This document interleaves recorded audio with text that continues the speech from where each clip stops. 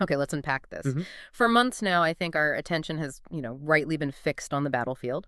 We're tracking troop movements, Western aid. The day-to-day. Exactly. But at the same time, behind the scenes, there are these parallel diplomatic tracks spinning up. And they're creating two extraordinarily detailed but, well, fundamentally opposed visions for a peace settlement. Right. So our mission today is a deep dive into these two competing frameworks. We're going to give you a highly structured, impartial comparison of the 20-point Western-backed plan. That's the revised U.S.-Ukraine one from late December 2025. Yeah. And the core demands from Russia, which we've pulled from official statements and some key leaked documents. Like that Istanbul memorandum. Exactly that one. And what's so fascinating here is that we aren't just comparing, wish lists. These are detailed, actionable demands from both sides. Right. But they start from fundamentally different premises, different ideas about sovereignty, about the legitimacy of the occupied territories, and really the future balance of power in Europe. So the goal is to identify the gaps. Not just the gaps, but the intent behind each demand. Why do these gaps even exist? We're looking at two entirely different proposed political realities. Okay, so let's start with the Western-backed plan. This is the one often linked to President Zelensky's team, heavily backed by Washington. It was cut down, right, from 28 points originally. It was. Now it's a more focused 20. So we've organized these points by theme to really clarify what Kyiv and its backers are prioritizing. We'll go from, immediate conflict resolution to the long-term stuff. That was good. So the first big section is Phase I, ceasefire, and sovereignty. This is all about setting the initial conditions to just stop the shooting. The mechanics of it. Yes, the first 5 points. It's all about the mechanics of de-escalation. And the key here seems to be immediate, internationally monitored de-escalation that's built entirely around conditionality. Right. So theme 1, territorial lines and ceasefire mechanics. The whole thing is structured to make sure a truce is based on agreeing to the whole framework. Not just a pause in fighting. Exactly. The sources say an immediate ceasefire is contingent on both sides agreeing to this whole 20-point package. And if that happens... Then you'd see a freezing of the front lines along a mutually agreed line of control. Okay, so that leads right into a really critical distinction about how they separate the militaries. You mean the withdrawal from Donbass? Yeah, we're talking about a mutual troop withdrawal from parts of Donbass. And this creates two types of zones. Separation zones, which are basically buffer areas, and then deeper demilitarized zones. Monitored by international observers. Right, maybe the UN or OSCE. It shows a really high level of detail focused on verifiable physical separation to prevent things from, flaring up again by accident. And the plan gets very specific about the most dangerous spot in the whole region. The nuclear plant. The Zaporizhzhia nuclear plant. It calls for a joint management or an inspection regime for the facility. Which would mean an immediate Russian handover or international control. It's a clear attempt to de-escalate that specific catastrophe risk. But the core of this whole strategy isn't just about lines on a map. It's about Ukraine's political identity. Let's look at the political and diplomatic provisions, so points 11 through 15. Okay. Because this is where the Western clan really plants its flag on sovereignty. This is the immovable object in the plan, I think. Yeah. Guarantees of Ukrainian sovereignty and independence defined within agreed borders. It's not a vague concept. No, it immediately establishes a baseline principle that, legally contradicts everything the other side is demanding. If the plan is so focused on sovereignty, why are the most contentious issues, the actual territory, still sort of up in the air in the framework? It sounds like they're trying for a ceasefire without actually solving the war. That's the strategic detail right there. That's for you, the listener, to really grab onto. They decided to carve out the most difficult territorial questions. How? By setting up a structured negotiation track on the status of Donbass. They make it clear that its status is still unresolved within the framework itself. It's a political tactic. Prioritize stopping the violence now. And defer the politically explosive stuff to a later, slower diplomatic phase. And they do the same thing with Crimea. Exactly the same. Yeah. A separate negotiation track is included, but it's explicitly deferred to later stages. So it avoids saying Russia must leave Crimea now. Which would be a total non-starter. Right. Instead, it says, we'll agree to talk about it later. Precisely. This compartmentalization is deliberate.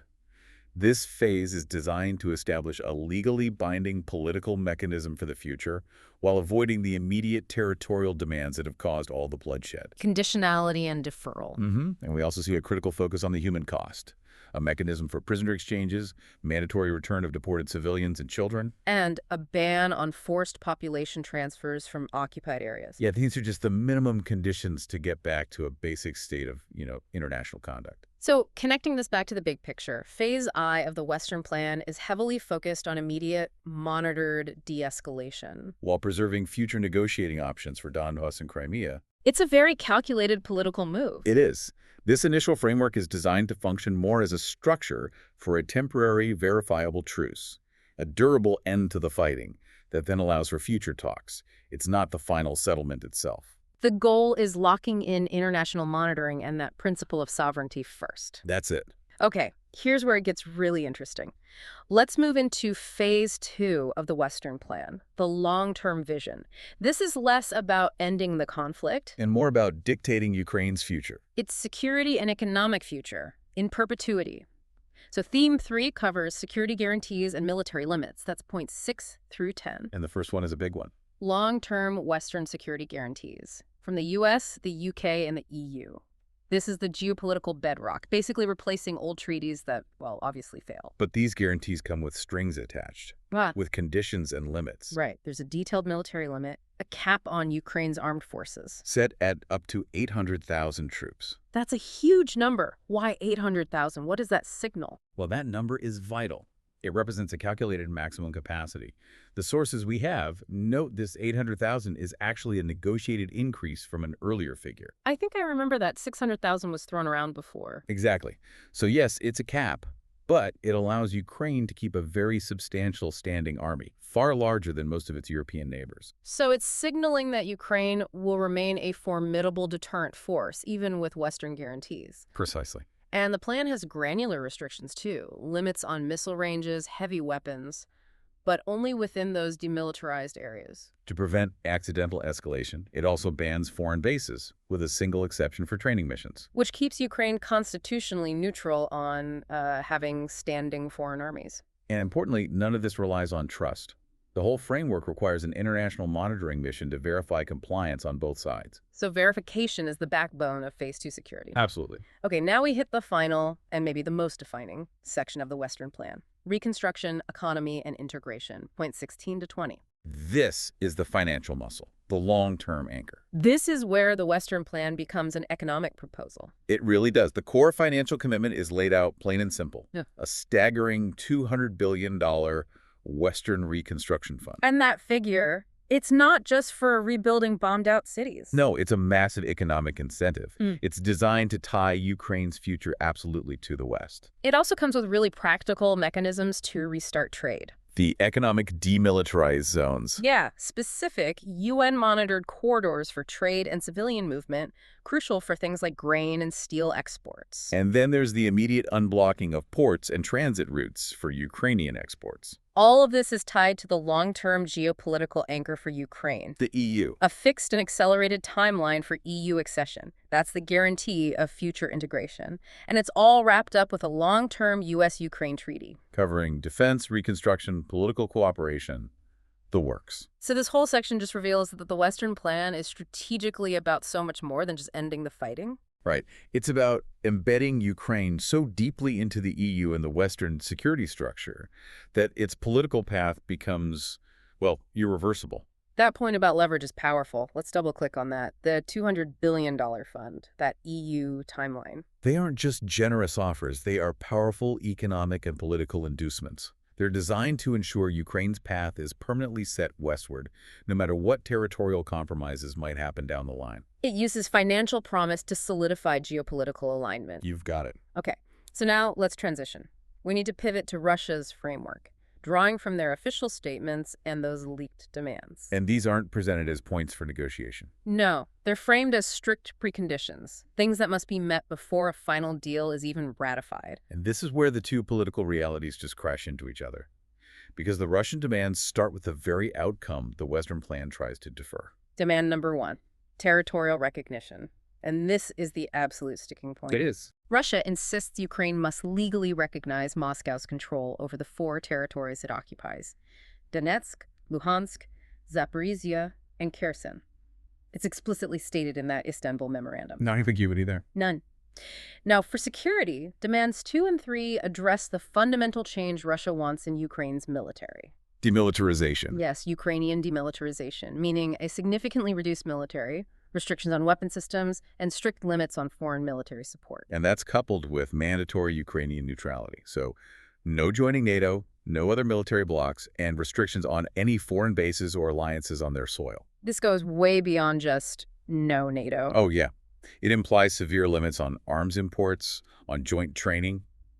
It effectively forces Ukraine into a permanently non-aligned security status. That just immediately highlights the gap. The Western plan allows for an 800,000-strong army and Western security guarantees. Russia demands demilitarization to some unspecified, much smaller force and mandatory neutrality. I mean, how do you even start to bridge that? You can't. It just shows the rigidity of their premise. Russia requires Ukraine to be militarily weak and politically non-aligned. The West wants Ukraine to be militarily strong, within that cap, and politically aligned with the EU. The demands are mutually exclusive. They reflect completely different end goals: stability for the West and strategic subservience for Russia. The ceasefire mechanics also show a huge timing difference. A critical one. Demands 4 and 5 are about military withdrawal. The Russian memorandum requires Ukrainian forces to withdraw from those 4 annexed regions before a ceasefire even starts. And a 30-day ceasefire would only begin once that withdrawal is already underway. Think about the logistics of that. Ukraine has to unilaterally pull back thousands of troops under the risk of fire just to trigger a truce. It's a logistical and political nightmare. It tells you everything you need to know. This is structured as a surrender precondition, not a mutual agreement. And it's followed by creating a buffer zone. Ukraine would have to move its military even further back from the Russian border, creating a permanent, deep, demilitarized area on Ukrainian territory. Finally, demands 6 and 7, the broader context. So sanctions. Russia requires the lifting of all Western sanctions, US, EU, all of them, as part of any final settlement. And underpinning it all is the demand for guarantees that Russia's own security goals are met. They specifically mention legal protection for Russian-speaking populations. The security of the annexed territories, meaning no future Ukrainian military action there. And preventing any Western military influence in Ukraine. These points aren't about peace. They're about establishing a new geopolitical reality that is favorable to Moscow. So what does this all mean for any prospect of negotiation? The fundamental conflict is just laid bare. Instantly. Russia demands legal recognition of 4 annexed regions and a troop withdrawal before a ceasefire can even be triggered. While the Western plan guarantees Ukraine's sovereignty within internationally agreed borders and defers negotiation on Donbas and Crimea. So that difference in preconditions, unilateral and territorial transfer versus an agreed, monitored framework, that's the chasm. That is the essential chasm preventing any diplomatic progress. Okay, let's briefly summarize the core takeaways from these two divergent paths. The Western plan is highly detailed on future integration and reconstruction. It's anchored by that huge $200 billion fund, the fixed EU timeline. It's an economic future-first approach. Right. While the Russian demands focus intensely on immediate territorial concessions, a neutral and weakened security status for Ukraine. And guarantees aimed at getting rid of Western influence and, of course, lifting sanctions. It's a territorial and security status quo first approach. Yeah. The critical difference for you, the listener, is the scope of control being demanded.